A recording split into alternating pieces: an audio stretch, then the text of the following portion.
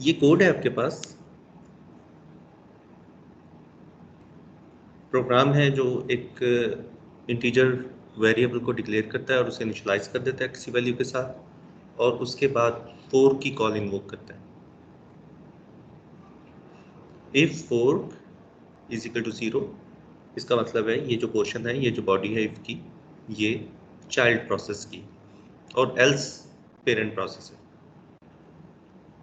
मुझे बता सकते हैं कि इस प्रोग्राम की आउटपुट क्या होगी?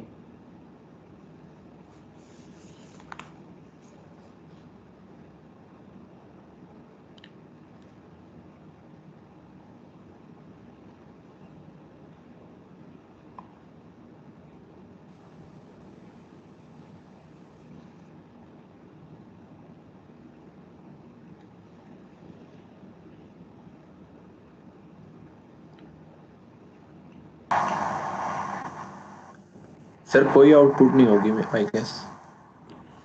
कोई आउटपुट नहीं होगी मतलब? सर 2 आउटपुट्स होंगी इसकी सर। हेलो सर, आवाज आ रही है? जी जी। हाँ जी सर, 2 आउटपुट्स होंगी। एक की वैल्यू पहले है 5, तो ये चाइल्ड प्रोसेस में इंक्रीमेंट होने के बाद एक दफा शो होगी 6, मेरा जहाँ तक ख्याल है, और फिर एक दफा दोबारा 5 शो होगी, या कभी 6 शो होगी, कभी 5 होगी, कभी आगे पीछे होती रहेगी सर वैल्यूज में। अच्छा, कभी चाइल्ड अगर प्रोसेस पहले आ जाएगी। अच्छा, अगर कहते हैं कि चाइल्ड प्रोसेस पहले रन होगा, जी अगर चाइल्ड प्रोसेस पहले रन होता है तो फिर इसकी वैल्यू जी होगी 6, जी और फिर ऑर्डर होगा 6 एंड 5, और अगर जी पेरेंट प्रोसेस पहले रन होता है तो फिर ऑर्डर होगा 4 एंड 5। Is it so? जी। यस सर, ऐसे होगी। अच्छा। नहीं नहीं ओ, नहीं सर, 4 वाली वैल्यू है ना सर, वो टैकल वो 5 को ही लेके कर रहा होगा। नहीं देखें, उसने अब वी को प्लस प्लस किया ना, अगर पेरेंट प्रोसेस पहले चलता है तो वी को माइनस माइनस करता है, तो उसकी वैल्यू 4 हो जाती है, 4 डिस्प्ले करवा देता है। और फिर चाइल्ड प्रोसेस चलता है तो चाइल्ड प्रोसेस वी को इंक्रीमेंट करता है और वो 4 से दोबारा 5 हो जाती है, 4 से 5 हो गई। हाँ जी हाँ जी हाँ जी, ठीक है तो ठीक अगर है। या तो इसकी, या तो अब डिस्प्ले 6 5 आएगा या 4 5 आएगा। सर आप ये कह रहे हैं 4 4 5, मतलब अगर पहले मतलब चाइल्ड कि प्रोसेस अगर पहले चाइल्ड प्रोसेस चलता है तो 6 देन 5, फिर जी, और अगर चाइल्ड पेरेंट प्रोसेस। तो पेरेंट प्रोसेस अच्छा, चलता है तो फिर नहीं 4 और 5। सर, सिंपल इज अगर दैट कि चाइल्ड प्रोसेस देखें पहले इसी चलता ऑर्डर है में एग्जीक्यूट करते हैं कि पहले चाइल्ड प्रोसेस चलता है, चाइल्ड प्रोसेस ने वी को प्लस प्लस किया, वी 5 से 6 हो गया, सर, मगर वो और उस कॉपी नहीं है, वो चेंज कर देगा पेरेंट में जो हाँ, वेरिएबल। बिल्कुल यहीं पे लाना चाहता था मैं आपको। फोर्क की कॉल पेरेंट प्रोसेस की कॉपी क्रिएट करती है। आप इस डायग्राम पे चले जाएं, ये रैम में देखें, P1 पेरेंट प्रोसेस है और P2 चाइल्ड प्रोसेस है। जब पेरेंट प्रोसेस ने 4 की कॉल की थी तो P2 क्रिएट हुआ था, मेमोरी में उसकी कॉपी एग्जिस्ट कर रही है। नाउ P1 और P2 के कंटेंट्स 4 के बाद सेम है, उनकी एग्जीक्यूशन भी वहीं से कंटिन्यू कर रही है जहाँ पे 4 की कॉल हुई थी, वहीं से रिटर्न कंट्रोल हुआ और कंटिन्यू की। अब अगर P1 के अंदर चेंज करते हैं तो P2 को कोई फर्क नहीं पड़ेगा, P2 के अंदर चेंज किया जाता है तो P1 को कोई फर्क नहीं पड़ेगा। अब वो कॉपी क्रिएट हो चुकी है। सही, तो सर फिर वो 4 वाला कॉन्सेप्ट तो नहीं ना चलेगा, 5 और 6 वाला ही चलेगा। तो इसका मतलब है कि वापस आते हैं कोड की तरफ। इसका मतलब ये है कि जब 4 की कॉल हुई, जो चाइल्ड प्रोसेस क्रिएट हुआ, चाइल्ड प्रोसेस के अंदर v की वो वैल्यू थी जो उस वक्त पेरेंट के पास थी, पेरेंट के पास उस वक्त v की वैल्यू 5 थी। तो 4 के बाद चाइल्ड प्रोसेस के बाद भी v की वैल्यू 5 हुई। चाइल्ड प्रोसेस ने फिर अपने वेरिएबल में, जो कि उसके पास अपनी कॉपी थी, उसको इंक्रीमेंट किया, तो उसका जो v है वो इंक्रीमेंट होके 5 से 6 हो गया और उसने उसको डिस्प्ले कर दिया। जबकि पेरेंट प्रोसेस के पास जो v की कॉपी है जो v की वैल्यू है वो 5 ही है, उसने उसको डिक्रीमेंट किया और उसके बाद डिस्प्ले किया। तो अब हमेशा किसी भी ऑर्डर में चले, पेरेंट पहले चले या चाइल्ड प्रोसेस पहले चले, उससे कोई फर्क नहीं पड़ता, हमेशा आउटपुट सेम आएगी। चाइल्ड प्रोसेस इंक्रीमेंट करके डिस्प्ले करेगा 6 और पेरेंट प्रोसेस डिक्रीमेंट करके डिस्प्ले करेगा दैट इज 4। हमेशा इस प्रोग्राम को जब भी आप चलाएंगे किसी भी ऑर्डर में ये चले, पेरेंट प्रोसेस पहले एग्जीक्यूट हो या चाइल्ड प्रोसेस पहले एग्जीक्यूट हो, आउटपुट पे कोई फर्क नहीं पड़ेगा, हमेशा चाइल्ड प्रोसेस 6 डिस्प्ले करेगा और पेरेंट प्रोसेस 4 डिस्प्ले करेगा। अब आपको देखने में लग रहा है कि वो चाइल्ड प्रोसेस पहले चलता है तो v++ कर देगा, तो चाइल्ड प्रोसेस की वेरिएबल की वैल्यू चेंज हुई है, पेरेंट प्रोसेस तो उससे कोई ताल्लुक ही नहीं है। एक दफ़ा 4 की सिस्टम कॉल इन्वोक हो जाए, चाइल्ड प्रोसेस क्रिएट हो जाए, अब child process is a copy of parent process, इसके अलावा इनके दरमियान कोई कम्युनिकेशन चैनल एग्जिस्ट नहीं करता, ये किसी तरीके से कम्युनिकेट नहीं कर सकते। अगर कम्युनिकेट करवाना है, इनके दरमियान कम्युनिकेशन करवानी है तो उसके लिए अलग मेथड्स हैं, वो हम आगे चल के देखेंगे। ये बात समझ आई है?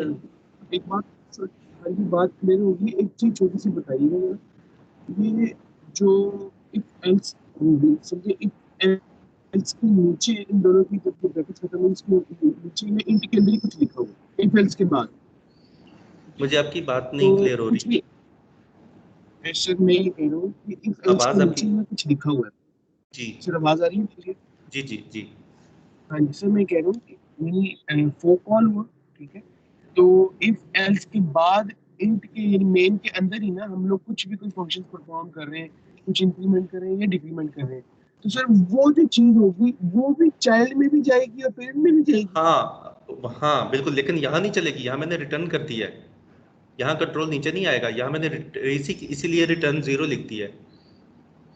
ठीक है ठीक है। अगर मैं रिटर्न लेकिन वो 0, अगर मैं रिटर्न 0 ना लिखता, एग्जिट ना लिखता, तो फिर कंट्रोल ने इफ एल्स से बाहर निकलना था और बाहर जो कॉमन कोड था उन दोनों प्रोसेस ने एग्जीक्यूट करना था। ठीक है सर, ठीक है। ठीक है, ओके, यहाँ पे नहीं होगा क्योंकि यहाँ पे मैंने रिटर्न कर दिया है, कंफ्यूजन नहीं रखी मैंने, कहा नीचे नहीं आएगा, वो वहीं से रिटर्न हो जाएगा। अच्छा चल ठीक है ठीक है। अच्छा, इसकी इसकी वर्किंग समझ आ गई है आपको? ये बहुत इंपॉर्टेंट सर अगर हम कॉन्सेप्ट है। रिटर्न सर अगर रिटर्न नहीं करते तो मिसाल के तौर पे अगर क्या हम होगा? तो क्या अगर होगा? नीचे ठीक है, अगर नीचे और कोड है तो दोनों जो पेरेंट और चाइल्ड हैं वो दोनों उसको रन करेंगे? जी बिल्कुल, नहीं वो दोनों रन तो करेंगे, दोनों रन करेंगे, बिल्कुल सही कह रहे हैं। इफ एल्स से बाहर निकलेंगे, अगर मैं इफ में रिटर्न नहीं करता तो इफ चाइल्ड प्रोसेस इफ को एग्जीक्यूट करके बाहर आएगा और जो बाहर इफ एल्स के बाहर जो कोड लिखा हुआ है उसे एग्जीक्यूट करेगा। और रिटर्न 0 करने से जो चाइल्ड प्रोसेस है वो यानी खत्म हो जाता है वहाँ। मतलब जाहिर है, या तो आप एग्जिट कर दें या रिटर्न 0 कर दें। रिटर्न 0 का मतलब है कि कंट्रोल आपने ऑपरेटिंग सिस्टम को रिटर्न कर दिया, मेन फंक्शन जिसने कॉल किया था हमने उसको कंट्रोल रिटर्न करवा दिया। आप यहाँ पे एग्जिट भी कर सकते हैं, ठीक हो। ठीक है। रिटर्न 0 का मतलब है सिर्फ चाइल्ड प्रोसेस रिटर्न कर रहा है और पेरेंट रिटर्न करेगा तो पेरेंट प्रोसेस रिटर्न होगा।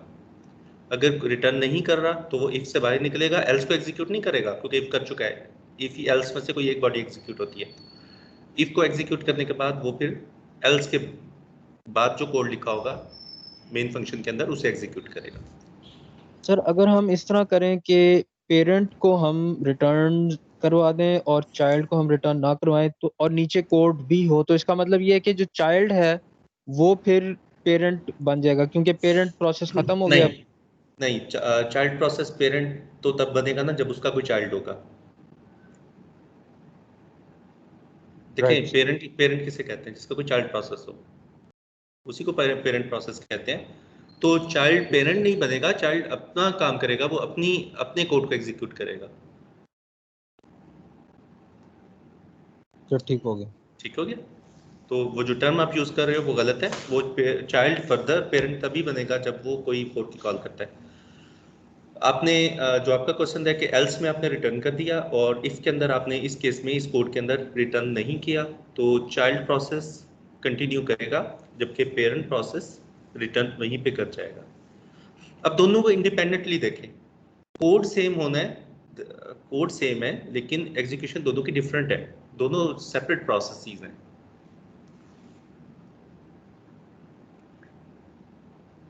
ओके, क्लियर है? नेक्स्ट चलें। Yes sir. ओके, अब ये कोड है, इसको देखें।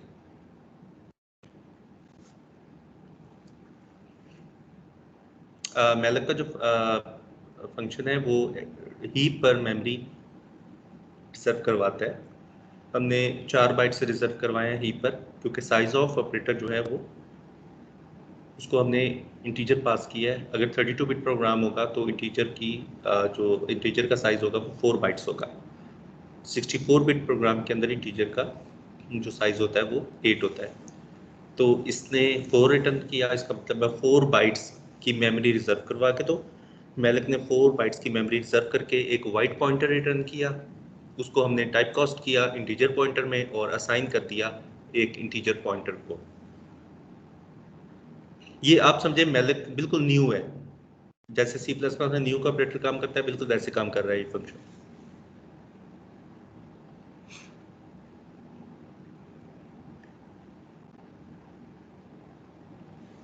ओके, अब हीप पर मैंने v की वैल्यू 100 असाइन की है,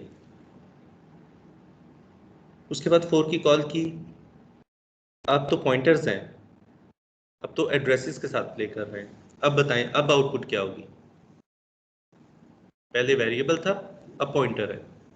तो सर अभी भी वही आउटपुट होगी, या तो 99 आएगा या 101 आएगा।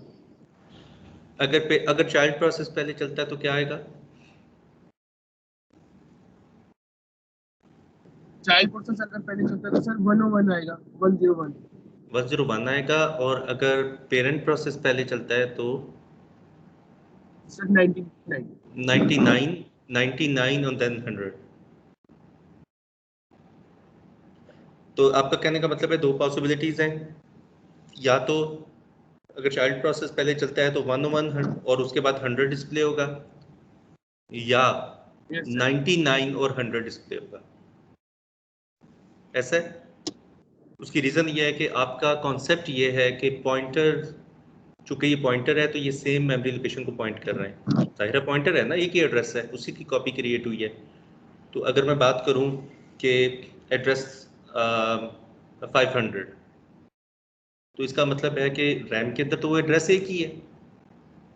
रैम को हमने पहले लेक्चर में कहा था कि इट्स एरे ऑफ बाइट्स, हर बाइट का एक यूनिक एड्रेस है स्टार्टिंग फ्रॉम 0 ऑनवर्ड। तो अगर मैं एड्रेसेस की बात करूं तो 0 से स्टार्ट हो रहे हैं, 0 1 2 3 4 5 एंड सो ऑन। तो मैलक का फंक्शन कोई एड्रेस रिटर्न कर रहा है मेमोरी का। अब उस एड्रेस पर एक प्रोसेस राइट करवाता है, दूसरा वहां से रीड करता है, तो दोनों को सेम लोकेशन एक्सेस हो रही है, दोनों सेम लोकेशन को रीड राइट कर रहे हैं। पॉइंटर है ना? Yes, sir. बाकी लोग क्या कहते हैं?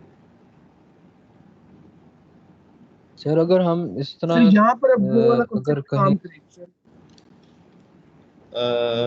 जी आप क्या कह रहे थे दूसरे स्टूडेंट? सर पॉइंटर अगर हम यानी पेरेंट और चाइल्ड में जो उनको एलोकेट हुई हुई है, जो इंडिविजुअल स्पेसेस एलोकेट हुई है उनमें अगर हम पॉइंटर की डुप्लीकेट बनाना चाहेंगे, यानी हम एज इसको हम फिजिकल एड्रेस नहीं बल्कि एज अ वर्चुअल अगर एड्रेस हो जाए, या हम कोई ऐसी चीज बना लें क्योंकि पहले तो इसकी मुझे जरूरत हमें पड़। ठीक है, पहले तो इसकी मुझे आउटपुट बताए ना, फिर अगली डिस्कशन पे आएंगे। सर इसका जो दूसरा जो प्रिंट एफ होगा वो 100 होगा, लेकिन पहला जो है वो हो सकता है कि 99 हो या 101 हो, लेकिन हाँ, फाइनल वैल्यू उसकी सेम होनी चाहिए। नहीं मतलब ये डिपेंड्स ना, इसकी हम ओवरऑल आउटपुट की बात कर रहे हैं, हम फाइनल वैल्यू की बात नहीं कर रहे, हम तो ओवरऑल आउटपुट की बात कर रहे हैं कि पहले दो पॉसिबिलिटीज़ हैं। या तो एक पॉसिबिलिटी ये है कि पहले 101 डिस्प्ले हो, और फिर 100 हो। दूसरी पॉसिबिलिटी ये है कि पहले 99 डिस्प्ले हो और फिर 100 हो। ऐसा है। वैसे सर ये वही बात आ गई है जो भी हम पिछले जो क्या कहते हैं पॉइंटर को अभी हाँ, यूज करें ना, इससे पहले जो अब नॉर्मल वेरिएबल यूज करते थे तो हमारे जो नॉर्मल वाला कॉन्सेप्ट वेरिएबल था है। गलत, वो ठीक है, वो वाला कॉन्सेप्ट सर यहाँ यूज होगा क्योंकि उनकी मेमोरी लोकेशन सेम है। अगर पहले ने चेंज कर दिया तो फिर दूसरे का भी चेंज हो जाएगा। हाँ, ऐसा लगता है ना। ये तो आपके कॉन्सेप्ट मतलब कि अभी तक के पॉइंटर्स के कॉन्सेप्ट्स आपके यही है कि यस पॉइंटर जो होता है वो एक फिजिकल लोकेशन को पॉइंट कर रहा होता है। अभी तक के कॉन्सेप्ट ये हैं, वो एक्चुअली जो बेसिक कोर्सेज होते हैं प्रोग्रामिंग के उसमें यही बताया जाता है, ठीक है, क्योंकि वहाँ पर इतनी चीज़ों को अर्ली स्टेजेस पे कॉम्प्लेक्स नहीं किया जाता। नाउ अब इस कोर्स में मैं आपको बताऊंगा कि जो पॉइंटर होता है वो एक्चुअली लॉजिकल एड्रेस होता है। लॉजिकल एड्रेस मीन्स कि within your program it is the byte number. Within your program it is a byte number. आपके प्रोग्राम के अंदर कितने बाइट्स हैं? से 1000 बाइट्स हैं। आपका प्रोग्राम 1000 बाइट्स पर मुश्तमिल है, तो मैं कहूँगा byte number 0 this is address 0, byte number 1 address 1, address 2, address 3, address 4। वो जो बाइट नंबर्स हैं ना विद इन योर प्रोग्राम, वो एक्चुअली पॉइंटर्स हैं, वो एड्रेसेस हैं। पॉइंटर उनको स्टोर करता है, फिजिकल लोकेशन को स्टोर नहीं कर रहा होता। इसी तरह अब मैं बात करूं बाइट नंबर 10 की, तो बाइट नंबर 10 एक प्रोग्राम में भी होगा, एक प्रोसेस में भी है, दूसरे में भी है, तीसरे में भी है, सब में है। अब बिल्कुल इस तरह लें कि यूसीपी में जो रूम्स हैं, लेक्चर रूम्स हैं, अगर मैं बात करूं सीट नंबर 10 की, तो सीट नंबर 10 तो हर रूम के अंदर अवेलेबल है। तो ये तो ग्लोबल एड्रेसिंग तो ना हुई, ये तो लोकल एड्रेसिंग हुई। लेकिन अगर मैं इसे ग्लोबल बताना चाहता हूँ फिर मुझे स्पेसिफाई करना होगा कि लेक्चर रूम 011 और उसके अंदर seat number 10। Now it's clear. तो ये जो एड्रेसेस हैं ये लोकल एड्रेसेस हैं, ये प्रोग्राम के अंदर के एड्रेसेस हैं, प्रोसेस के अंदर के, जो कि एक्चुअली बाइट नंबर बता रहे हैं। This is byte number 0, byte number 1, byte number 2 and so on. अब यहाँ पर मैलक ने अगर रिटर्न किया है, कोई भी एड्रेस ले लेते हैं रैंडम, हम 500 ले लेते हैं, तो 500 एड्रेस पॉइंटर को असाइन हो गया, पॉइंटर बी को, और उस बाइट पे हमने 100 वैल्यू रखवा दी। उसके बाद हमने 4 की कॉल की, पेरेंट प्रोसेस की कॉपी क्रिएट होगी, डिटो कॉपी, पेरेंट प्रोसेस की कॉपी क्रिएट हो गई रैम में, कहीं भी जहां स्पेस थी वहां क्रिएट हो गई। अब चाइल्ड प्रोसेस और पेरेंट प्रोसेस की अपनी एड्रेस स्पेसिस हैं, उनकी अपनी मेमोरी लिमिट्स हैं। हमने देखा था प्रोटेक्शन में कि एक बेस एड्रेस होता है, एक लिमिट होती है, दोनों की अपनी लिमिट्स हैं, दोनों अपनी लिमिट्स से बाहर नहीं जा सकते। अब जब कॉपी क्रिएट हुई है, वी की भी कॉपी क्रिएट हुई है, तो वी चाइल्ड प्रोसेस में बाइट नंबर 500 को पॉइंट कर रहा है।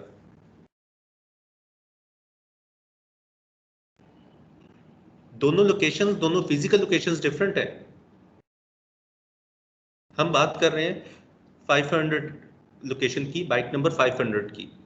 अब बाइट नंबर 500 किस प्रोग्राम में, हर प्रोसेस का अपना होगा। तो जो पॉइंटर्स होते हैं आपके सी प्लस प्लस के अंदर जो आप पॉइंटर्स यूज करते हैं, और वही अगर आप असेंबली में चले जाएं तब भी इवन वो लोकल एड्रेस को रिप्रेजेंट कर रहे होते हैं, वो एक लॉजिकल एड्रेस को प्रेजेंट कर रहे हैं। वो लॉजिकल एड्रेस एक्चुअली क्या होता है, वो आपके प्रोग्राम, आपके प्रोसेस के अंदर बाइट नंबर होता है। एक्चुअली आपका प्रोग्राम जब मेमोरी में लोड होता है वो प्रोसेस बन जाता है, और जहां से वो स्टार्ट होता है, जो फर्स्ट बाइट होता है उसे हम कहते हैं दिस इज बाइट नंबर 0। अब उसका जो एड्रेस होगा वो 0 होगा, लेकिन उसकी फिजिकल लोकेशन 0 तो नहीं है। फिजिकल लोकेशन तो उसकी कुछ भी हो सकती है, रैम में जहां जगह मिली वो लोड हो गया। लेकिन उसकी जो लॉजिकल एड्रेसेस, जो पॉइंटर्स आपका जो प्रोग्राम के अंदर पॉइंटर्स काम कर रहे होंगे, वो तो लॉजिकल एड्रेसेस पे काम कर रहे होंगे, वो तो अपने रेफरेंस से चल रहे होंगे। तो वो देखेंगे okay this is byte number 0, byte number 1। अब जो नंबर है वो एक्चुअली एड्रेस है, यहाँ पे एड्रेस 0, एड्रेस 1, 2, 3। तो अब वापस आता हूँ इस कोड पे, जब फोर्क की कॉल हुई तो पॉइंटर की कॉपी क्रिएट हो गई, फाइन, पूरे प्रोसेस की एक्चुअली कॉपी क्रिएट होगी। अब 500 लोकेशन पेरेंट के अंदर डिफरेंट है, चाइल्ड के अंदर डिफरेंट है, दो डिफरेंट फिजिकल लोकेशंस बन रही हैं, लेकिन लॉजिकल एड्रेस सेम है, दैट इज 500, लेकिन फिजिकल एड्रेस दोनों डिफरेंट है। तो इसका मतलब यह है कि अगर चाइल्ड प्रोसेस अपने एड्रेस 500 को उस लोकेशन को मॉडिफाई करता है, तो एक्चुअली वो अपनी लोकेशन को मॉडिफाई कर रहा है, ना कि पेरेंट प्रोसेस की लोकेशन को। दोनों की लोकेशंस डिफरेंट है। तो हमारा अब तक का कॉन्सेप्ट ये बना हुआ है कि पॉइंटर तो एक्चुअली मेमोरी एड्रेस होता है, फाइन, ऐसा ही होता है, लेकिन वो फिजिकल एड्रेस नहीं होता बल्कि लॉजिकल एड्रेस होता है।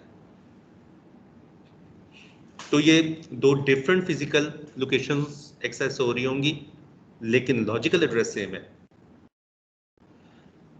आगे चल के जब हम मेमोरी पढ़ेंगे, मेमोरी मैनेजमेंट, वहां पर आप देखेंगे कि ये काम कैसे होता है एक्चुअली और क्यों होता अच्छा, है। फिर इसका मतलब तो फिर यही हुआ कि अगर पहले चाइल्ड प्रोसेस कॉल हो गया तो 101 हो जाएगा, और अगर पेरेंट कॉल हो गया तो 99 हो जाएगा। सेम जैसे नॉर्मल वेरिएबल वर्क कर रहा था, भाई फोर्क में अब ये भी वैसे ही वर्क करेगा। वही बात हो गई कि किसी भी ऑर्डर में एग्जीक्यूट हो, कोई फर्क नहीं पड़ता, किसी भी ऑर्डर में एग्जीक्यूट हो, चाइल्ड प्रोसेस हमेशा 101 डिस्प्ले करेगा, चाहे पहले करे या बाद में करे, किसी भी ऑर्डर में करे। चाइल्ड प्रोसेस पहले चल गया या बाद में चला, लेकिन इसने हमेशा 101 डिस्प्ले करना है।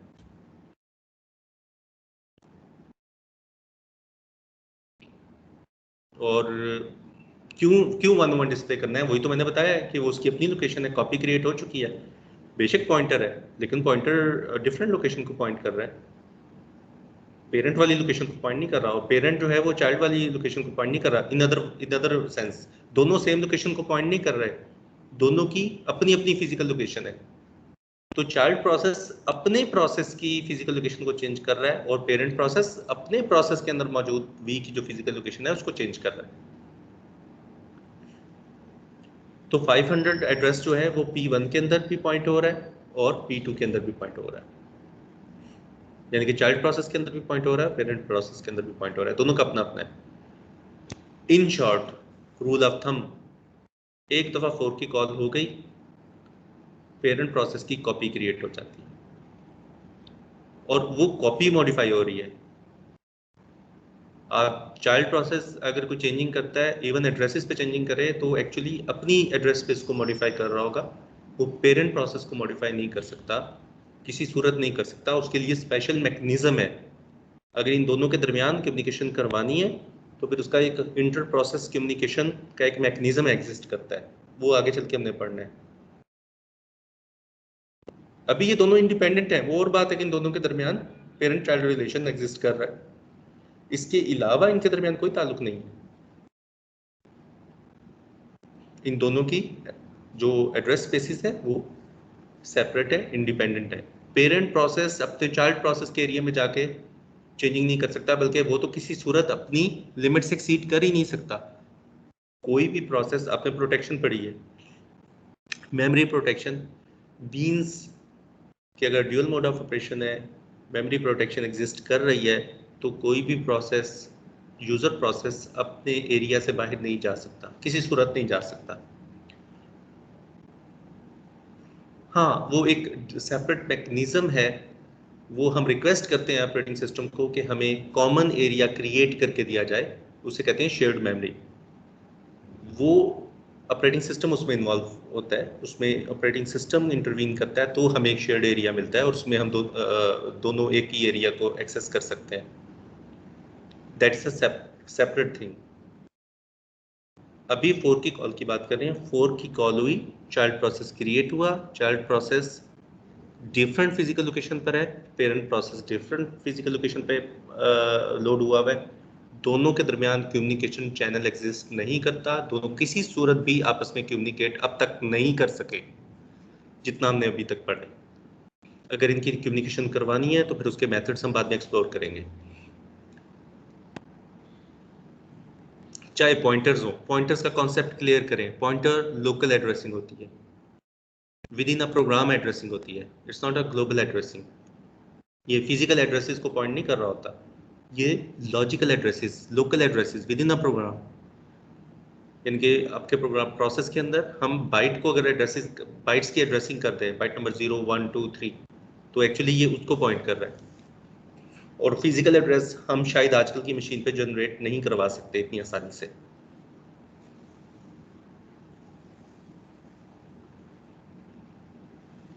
हमारा जो प्रोसेस एड्रेस जनरेट करता है वो लॉजिकल एड्रेसेस होते हैं, वो भी ट्रांसलेट होते हैं फिजिकल एड्रेस में। एक स्पेशल हार्डवेयर लगा होता है सीपीयू के अंदर जिसे कहते हैं मेमोरी मैनेजमेंट यूनिट। ये उसकी रिस्पॉन्सिबिलिटी होती है जो प्रोग्राम जो एड्रेस जनरेट करे उसको फिजिकल एड्रेस में ट्रांसलेट करे। तो वो फिर आगे चल के अपने मेमोरी मैनेजमेंट के चैप्टर में डिटेल में देखना है। ये स्लाइड क्लियर हुई है?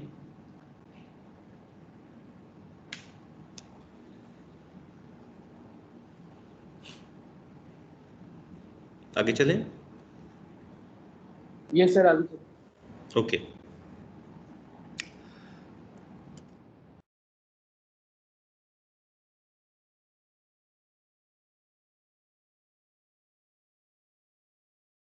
किसी प्रोग्राम को रन करना है, प्रोग्राम डिस्क पे पड़ा हुआ है, that is a passive entity. अब उसको अगर रन करना है तो आप GUI इन्वायरमेंट में, विंडोज़ इन्वायरमेंट में उसके ऊपर डबल क्लिक करते हैं तो कर्नल की एक सर्विस होती है लोडर, वो उसको डिस्क से लोकेट करता है और रैम के अंदर लोड करता है। प्रोग्राम का रैम के अंदर लोड होना ज़रूरी है एग्जीक्यूशन के लिए।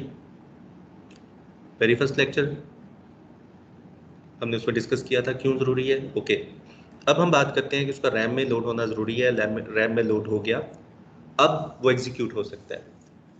ओके, अब प्रोसेस की बहुत सी स्टेट्स हैं, वो चेंज कर सकता है।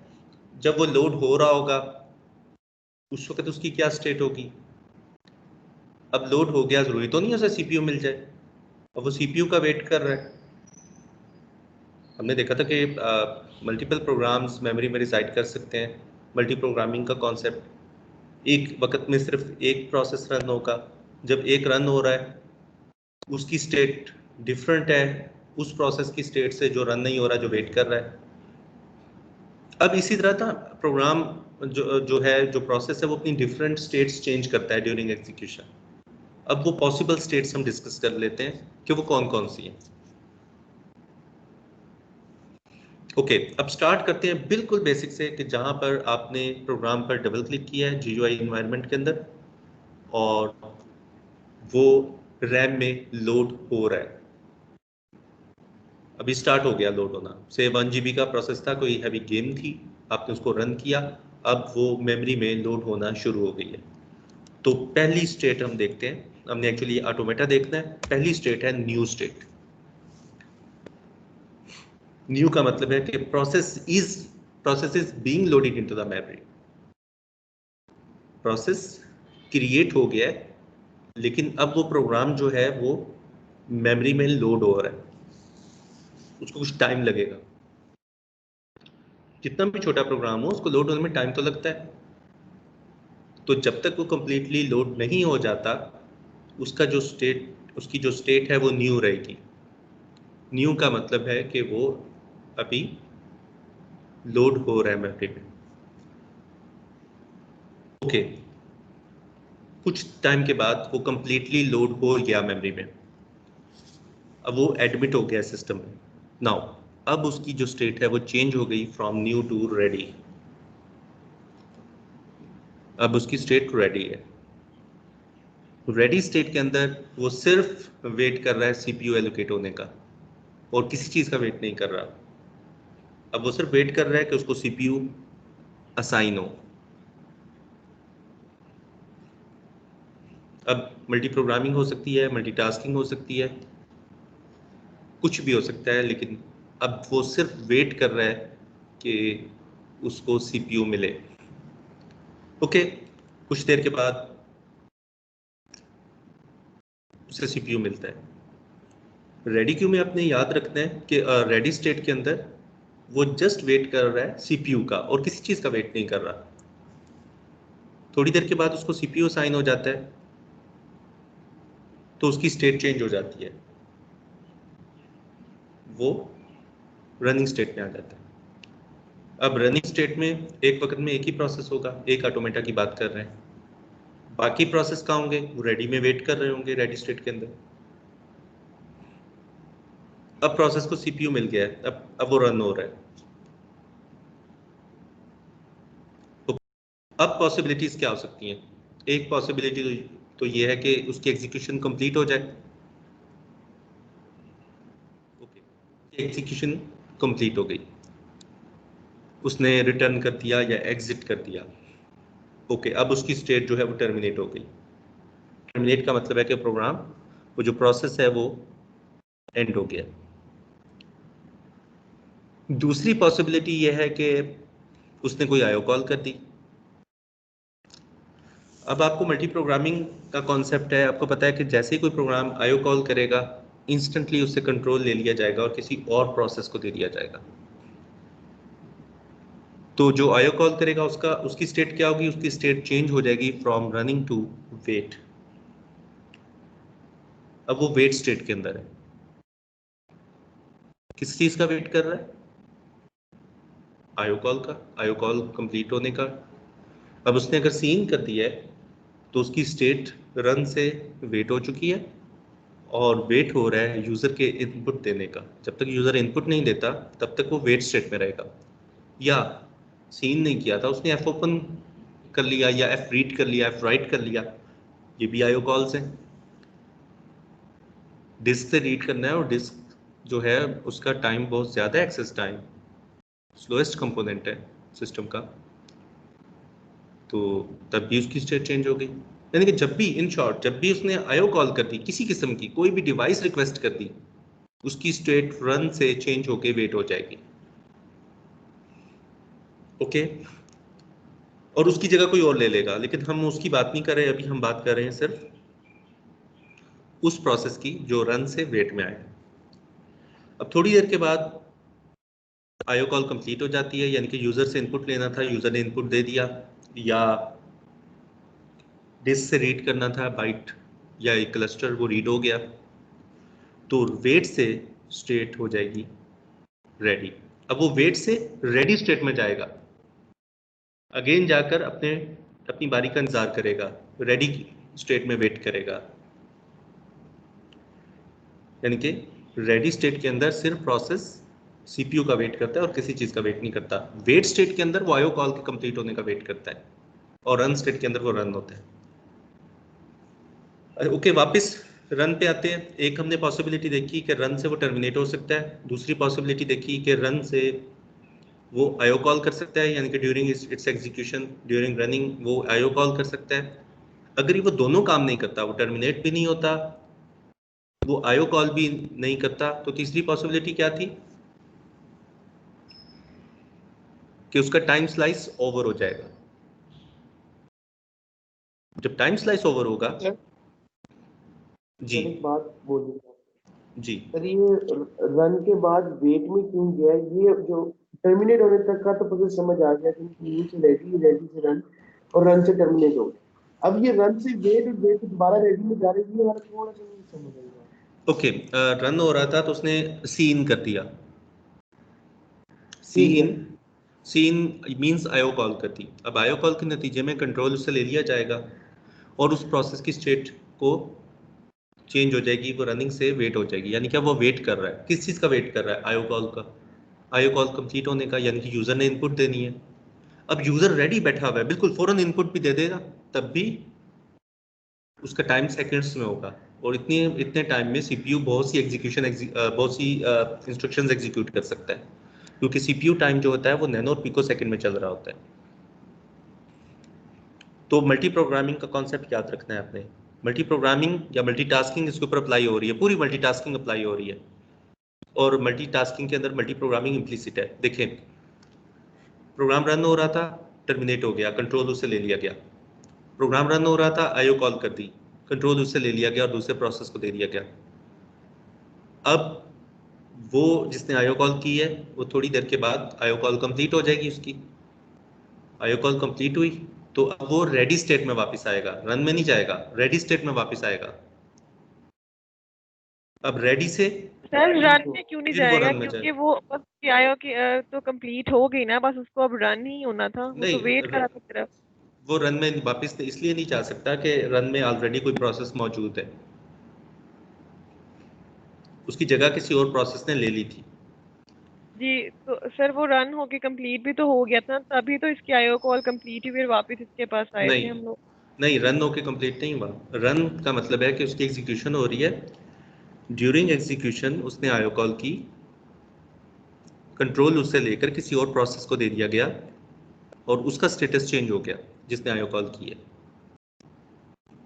उसका स्टेटस हो गया वेट। अब वो वेट कर रहा है किसका? आईओ कॉल का। आईओ कॉल कंप्लीट हुई।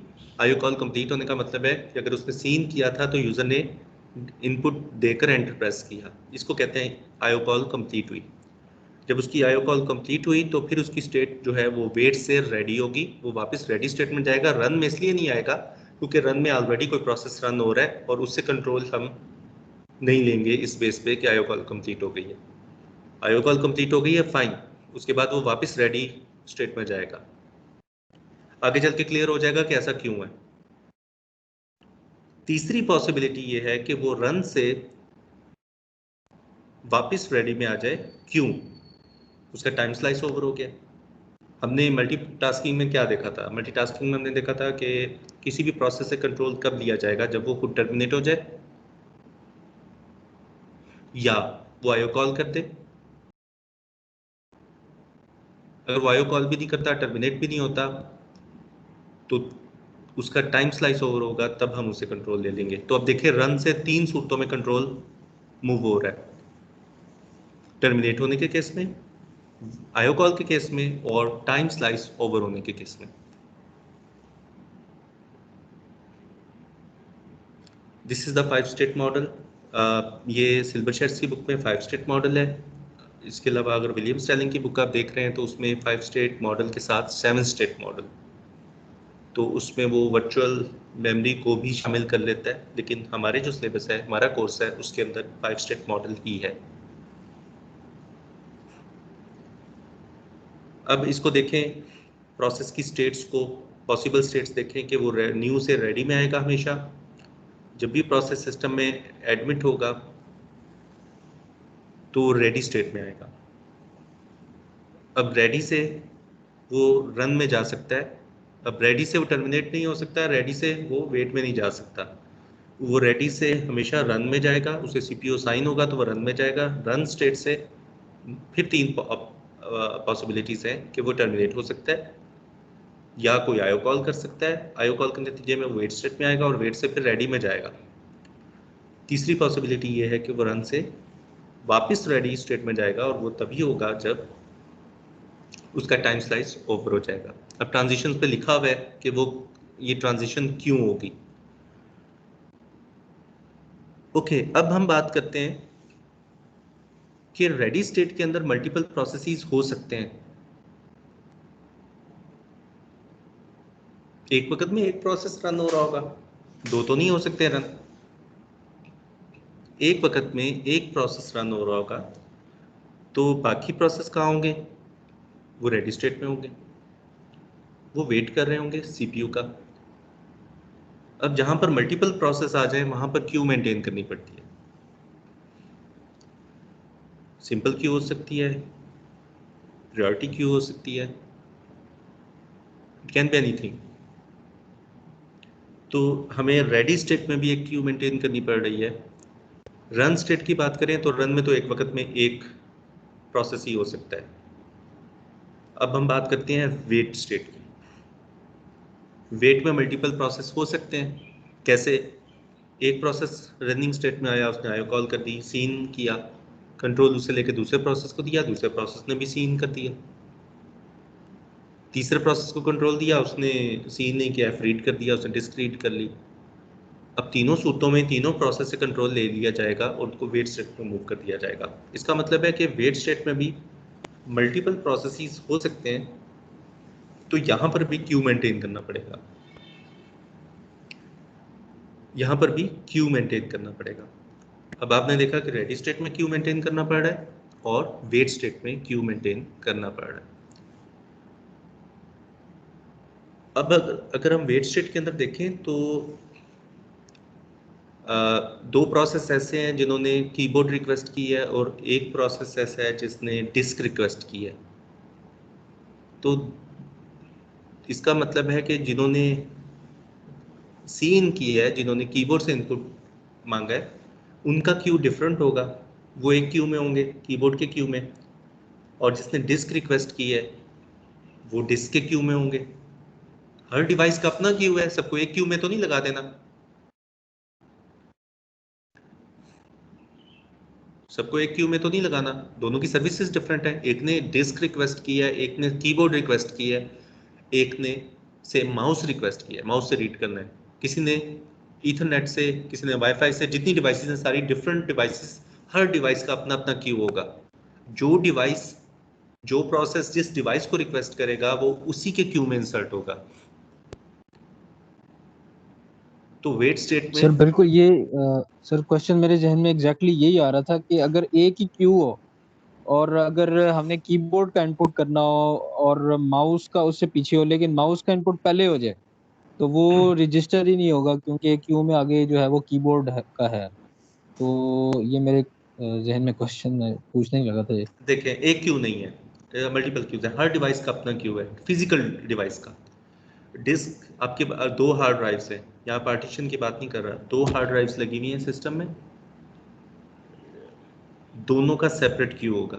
माउस का एक क्यू है, कीबोर्ड का क्यू है, इसके अलावा जो बहुत कॉमन आपको पता है यूएसबी कंट्रोलर है तो उसका एक क्यू है।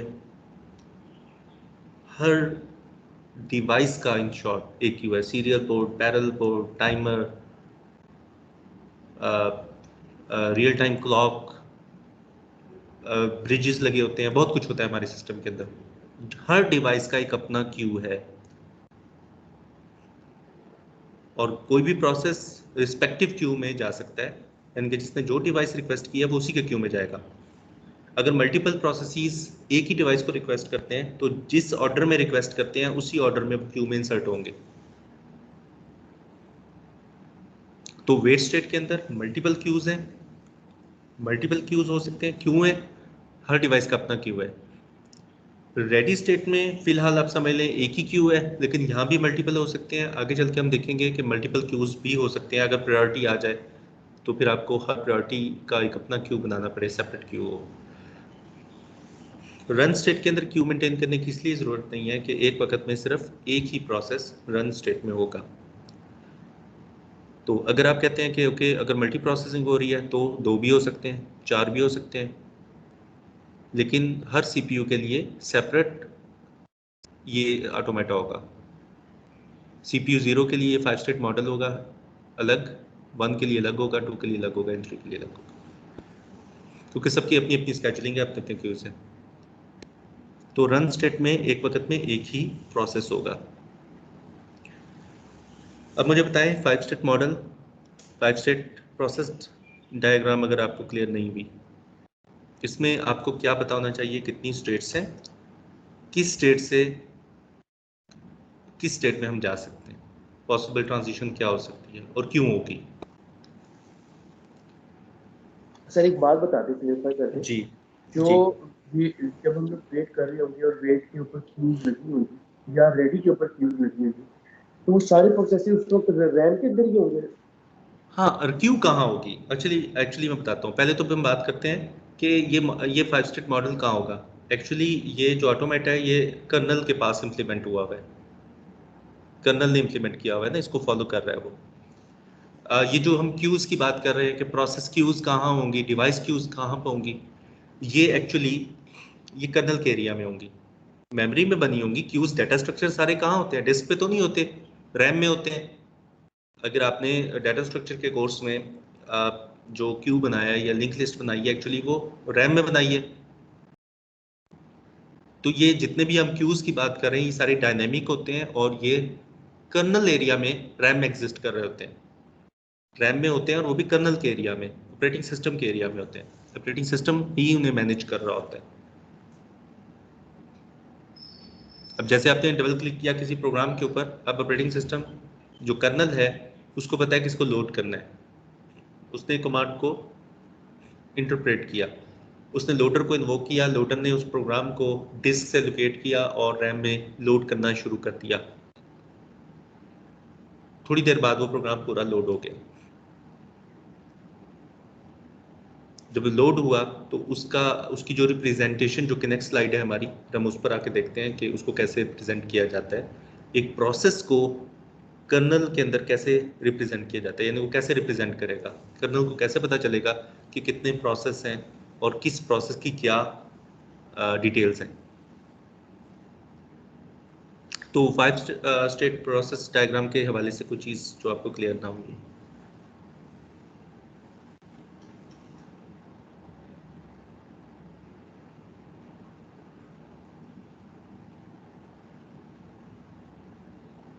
ओके, अब हम बात करते हैं process control block, PCB. Kernel के अंदर प्रोसेस कैसे रिप्रेजेंट होता है, कर्नल को कैसे पता चलेगा कितने प्रोसेस एग्जिस्ट कर रहे हैं, किस प्रोसेस की क्या डिटेल्स हैं। उसके लिए वो क्या करता है कि वो एक डाटा स्ट्रक्चर मेंटेन करता है, that is called process control block. जब भी कोई प्रोसेस क्रिएट होता है तो उसके अगेंस्ट एक पीसीबी भी क्रिएट हो जाता है। अब उस पीसीबी में वो उस प्रोसेस से रेलेवेंट इंफॉर्मेशन स्टोर करता है। लाइक हर प्रोसेस का एक यूनिक आईडी होता है। जब भी कोई प्रोसेस क्रिएट होगा तो उसका एक यूनिक आईडी होगा, इंक्रीमेंटल ऑर्डर में साइन होगा, आपको बताया था लास्ट लेक्चर में, जो कि ग्रेटर देन 1 होगा। दूसरा, उसकी स्टेट क्या है, अगर वो लोड हो रहा है अभी तो उसकी स्टेट न्यू है, लोड होने के बाद उसकी स्टेट रेडी हो जाएगी, तो उसकी स्टेट जो भी होगी वो स्टेट भी स्टोर करेगा। देन उस प्रोसेस की क्या इंफॉर्मेशन हमें चाहिए, मेमोरी लिमिट्स। तीसरी चीज है, तीसरा पॉइंट है मेमोरी लिमिट्स, कि वो मेमोरी में तो लोड हो गया, लोडर ने उसे लोड कर दिया मेमोरी में, अब उसकी लिमिट्स क्या है, वो कहाँ से स्टार्ट हो रहा है और कहाँ तक है, ये इंफॉर्मेशन क्यों स्टोर करनी है उसने, ताकि चेक रख सके, सीपीयू को बता सके कि इसकी लिमिट्स ये हैं और ये प्रोसेस अपनी लिमिट से, इन लिमिट से बाहर ना जाए। तो अगर कर्नल के पास ये उस प्रोसेस की लिमिट्स होंगी तभी वो सीपीयू को बता सकेगा, सीपीयू के रजिस्टर्स में डाल सकेगा लिमिट रजिस्टर के अंदर कि ये इसकी लिमिट है। तो ये इंफॉर्मेशन इसलिए चाहिए। देन रजिस्टर्स के कंटेंट्स, रजिस्टर्स जिन लोगों ने असेंबली लैंग्वेज नहीं पढ़ी उनको मैं बता देता हूँ कि प्रोसेसर के अंदर जो स्मॉल स्टोरेज एलिमेंट्स होते हैं, यानी कि 2 बाइट्स स्टोर कर सकते हैं depending on the size of the processor. अगर प्रोसेसर 64 बिट का है तो रजिस्टर्स भी 64 बिट की होंगी, और उसकी ज़्यादा नहीं होती। इंटेल की अगर बात करूँ तो जनरल पर्पस जो रजिस्टर्स हैं वो हैं AX, BX, CX, DX। इसके अलावा जो नए आर्किटेक्चर्स आ रहे हैं उनमें 64 बिट जो आर्किटेक्चर्स हैं उनमें 8 रजिस्टर्स और इंट्रोड्यूस करवा दिए हैं, R1, 2, 3, 4, 5, 6, 7। जो आपके वेरिएबल्स हैं वो एक्चुअली रजिस्टर्स में मूव होते हैं और फिर उनके ऊपर ऑपरेशन परफॉर्म होता है। यानी कि अगर आप सिंपली लिखते हैं C = A + B, तो A भी वेरिएबल है, B भी वेरिएबल है, C भी वेरिएबल है, तीनों मेमोरी वेरिएबल्स हैं, मेमोरी में रिजाइड कर रहे हैं। तो पहले A मूव होगा किसी रजिस्टर में, फिर B मूव होगा किसी रजिस्टर में, फिर रजिस्टर के दोनों कंटेंट्स ऐड होंगे, रिजल्ट्स किसी तीसरे रजिस्टर में आएगा और फाइनली वो तीसरी रजिस्टर से C में मूव होगा। तो ये चीज़ तो आप डिटेल में जाके असेंबली में देखेंगे, लेकिन जहाँ तक इस कोर्स का ताल्लुक है वो मैं सिर्फ आपको ये याद रखना है कि प्रोसेसर के अंदर जो स्टोरेज एलिमेंट्स होते हैं और उनका साइज उतना ही होता है जितना प्रोसेसर का साइज है, उनको हम रजिस्टर्स कहते हैं। तो हमारे वेरिएबल्स जो हैं वो पहले रजिस्टर्स में मूव होते हैं और फिर उनके ऊपर ऑपरेशन परफॉर्म होता है, और ऑपरेशन परफॉर्म होने के बाद फिर रजिस्टर से वापस वो मेमोरी में मूव होते हैं। तो रजिस्टर्स की इंफॉर्मेशन भी चाहिए कॉन्टेक्स्ट स्विच करने के लिए, यानी कि जब हम मल्टीटास्किंग में बात करते हैं कि एक प्रोसेस से टाइम स्लाइस ओवर होने पर कंट्रोल लेकर दूसरे को दिया जाएगा, और दूसरे से लेकर फिर पहले को दिया जाएगा, दोनों टाइम शेयर कर रहे हैं, तो ब्लाइंडली तो नहीं ये काम हो जाएगा कि एक से कंट्रोल लेकर दूसरे को दे दिया जाए। अब दूसरे से लेकर जब वापस पहले को देंगे तो पहले को तो वही रजिस्टर्स की इंफॉर्मेशन कंटेंट्स वही चाहिए जो पहले थे उसके पास। अगर आपने फोर्सफुली दरमियान एग्जीक्यूशन के दरमियान उसे कंट्रोल लिया है तो जब वापस देना है तो उसको उसका वही डाटा मिलना चाहिए जो लास्ट टाइम था, अदरवाइज तो वो कंटिन्यू नहीं कर पाएगा। तो रजिस्टर्स की इंफॉर्मेशन भी पीसीबी में सेव होती है। जब भी कंट्रोल किसी प्रोसेस से लिया जाएगा तो उस वक्त सीपीयू की रजिस्टर्स में जो डाटा होगा उसको भी पीसीबी के अंदर मूव कर दिया जाएगा।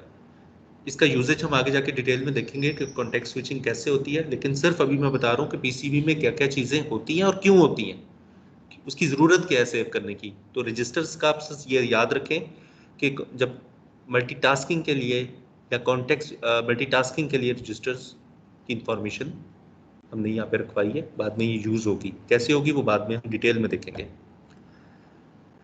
अकाउंटिंग इंफॉर्मेशन हो सकती है कि उस प्रोसेस ने कितने रिसोर्सेज अब तक यूज़ कर लिए हैं। रिसोर्सेज हार्डवेयर भी हो सकते हैं, सॉफ्टवेयर भी हो सकते हैं, कितनी मेमोरी ली हुई है उसने, इस तरह की जो इंफॉर्मेशन है, कितनी प्रोसेसिंग पावर यूज़ कर चुका है वो। इसके अलावा उसने नंबर ऑफ फाइल्स ओपन की हुई हैं, उसकी इंफॉर्मेशन हो सकती है।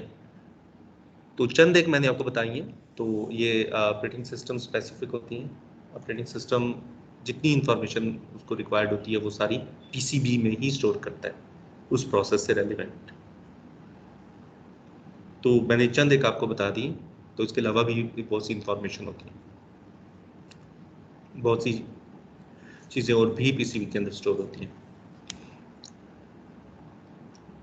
सर तो प्रोसेस स्टेट और मेमोरी लिमिट्स एक एक दफा जरा काइंडली दोबारा बता दें। प्रोसेस स्टेट तो यही है ना जो 5 स्टेट्स हमने देखी हैं, न्यू है, रेडी है, रन है, टर्मिनेट है, वेट है, इनमें से कौन सी है? प्रोसेस स्टेट तो इन्हीं में से कोई होगी। ठीक है सर, और मेमोरी भी जो लिमिट्स है वो कौन सी लिमिट्स है सर? मेमोरी लिमिट्स हमने प्रोटेक्शन के अंदर देखी थी कि जब प्रोसेस मेमोरी में लोड होता है तो उसको एक बेस एड्रेस पर एक लिमिट असाइन होती है डिपेंडिंग ऑन इट्स साइज। अगर वो 1 किलोबाइट का प्रोसेस है तो उसको अकॉर्डिंगली लिमिट असाइन हो जाएगी। लिमिट उसकी हो जाएगी 1024, यानी कि 1024 बाइट्स के अंदर अंदर रह सकता है वो, इससे बाहर नहीं जा सकता। लेक्चर 2 देख लीजिएगा प्रोटेक्शन का। नहीं नहीं सर, समझ आ गई वो बेस और वो ठीक है, आपने लिमिट आपने बताया था हाँ, उसमें। तो उसमें हमने डिस्कस किया था। तो ये इंफॉर्मेशन इसको चाहिए होगी, क्यों चाहिए होगी? ताकि वो रिस्ट्रिक्ट कर सके कि कोई प्रोसेस अपने एरिया से बाहर ना जाए। तो प्रोसेस से रेलिवेंट इंफॉर्मेशन जो है वो पीसीबी में सेव होती है। कैसे होती है? बिल्कुल एक क्यू मेंटेन कर रहा होता है।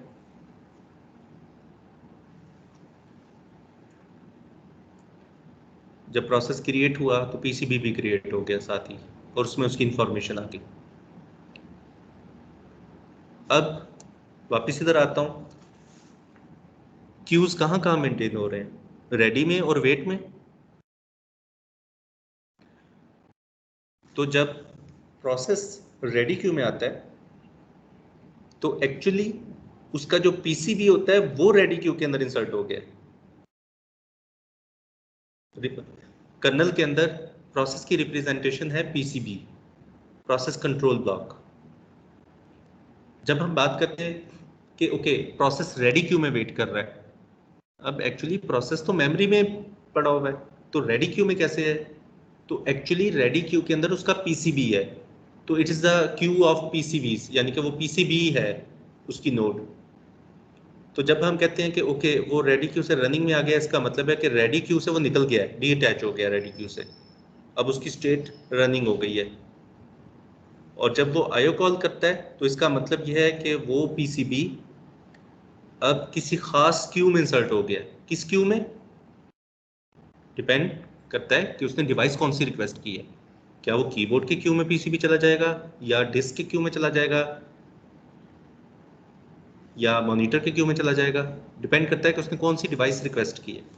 तो एक्चुअली वो पीसीबी होता है जो अलोंग द क्यूज वो मूव कर रहा होता है। रेडी क्यू से चला गया, रनिंग में तो क्यू नहीं होता तो सेपरेट हो गया, रेडी क्यू से निकल गया। रनिंग स्टेट से जब वो उसने डिवाइस रिक्वेस्ट की, कौन सी डिवाइस रिक्वेस्ट की, से कीबोर्ड रिक्वेस्ट की, तो कीबोर्ड के क्यू में इंसर्ट हो गया पीसीबी।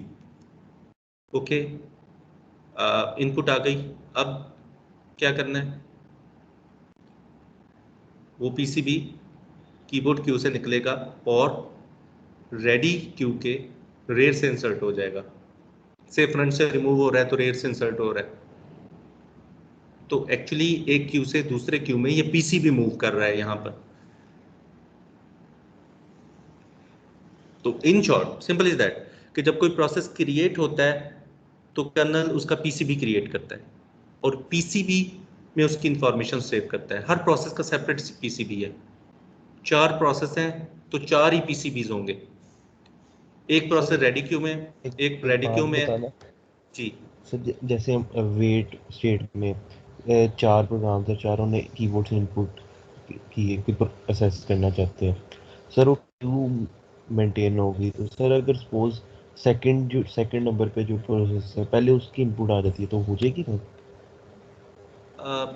इनपुट का ऑर्डर की बात कर रहे हैं, कीबोर्ड के ऑर्डर की? जी सर, पहले फर्स्ट प्रोसेस की यूजर एंटर नहीं करता है इनपुट, वो सेकंड ही कर देता है पहले। आपने इस तरह किया है ना कि आपने दो प्रोग्राम दो टर्मिनल में ओपन किए हुए हैं, दोनों कीबोर्ड से इनपुट मांग रहे हैं। आपने जिस टर्मिनल को एक्टिव करके इनपुट दिया एक्चुअली वो उसी प्रोसेस को दी जाएगी। वर्ड भी ओपन है, एक्सेल भी ओपन है, आपने टाइप करना है तो किस में टाइप होगा? जो एक्टिव होगा नहीं सर, मैं पूछ रहा जैसे आप बता रहे थे क्यू मेंटेन होगी जी, तो क्यू में तो हम पहले वाले को देखते हैं।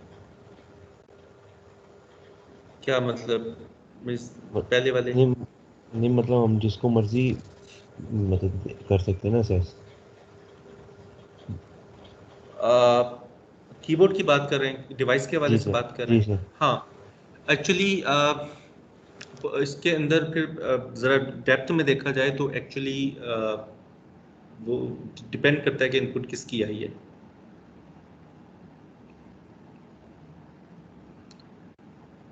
ज़रूरी नहीं है कि वो उसी ऑर्डर में input they, it depends.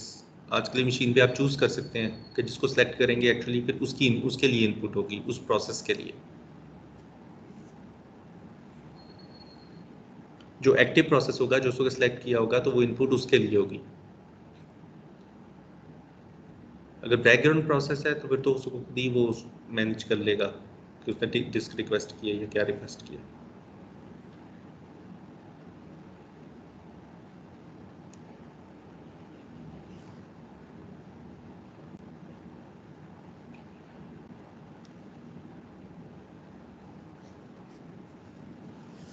Okay, यहाँ तक कोई प्रॉब्लम? आज 5 स्टेट प्रोसेस डायग्राम हमने डिस्कस किया और प्रोसेस कंट्रोल ब्लॉक है।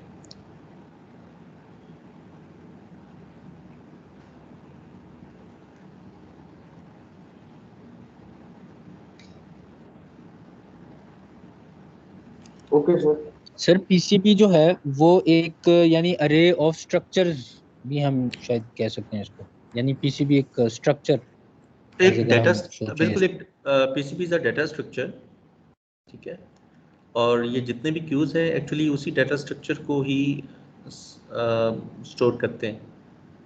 ये सारे उसी डाटा स्ट्रक्चर पर मुश्तमिल होते हैं सारे क्यूज, क्योंकि एक क्यू में से पीसीबी ने एक ही क्यू में इंसर्ट होना है। जैसे रेडी क्यू की बात करूं तो पीसीबी ने इंसर्ट होना है उसके अंदर, उसी पीसीबी ने फिर उधर से निकल के रन के थ्रू होते हुए किसी डिवाइस क्यू में भी इंसर्ट होना है। तो वो तमाम क्यूज एक्चुअली पीसीबीज को ही डील कर रहे होंगे। वो नोड जो होगी वो पीसीबी होगी। जैसे आप जब लिंक लिस्ट बनाते हैं या क्यू बनाते हैं, लिंक लिस्ट की बात करते हो तो आप क्या करते हैं, एक स्ट्रक्चर बनाते हैं एक नोड का, और वो जो नोड है एक्चुअली यहाँ पर वो पीसीबी होगी, और मल्टीपल क्यूज जो हैं वो उसी नोड को ही पॉइंट कर सकेंगे। मल्टीपल क्यूज के अंदर वो सेम जो नोड है वो इंसर्ट हो सकती होगी।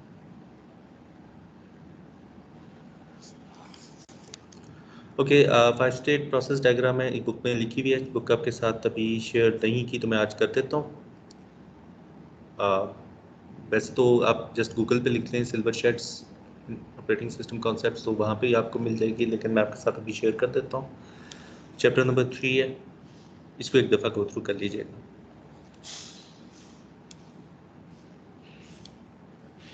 तो आज के लिए इतना काफ़ी है। 5 state model and the PCB plus दो हमने जो कोड्स देखे हैं, ये जो आपका कॉन्सेप्ट क्लियर करने के लिए, तो इनको आपने समझना है, इनको चला के देख लीजिएगा, आपको क्लियर हो जाएगा इसकी आउटपुट क्या है।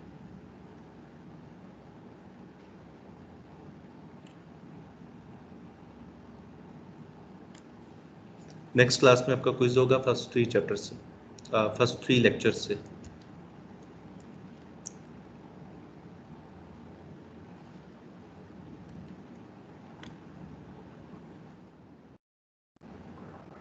सर एक बात पूछनी सर थी आपसे। फर्स्ट 2 का तो हो नहीं चुका।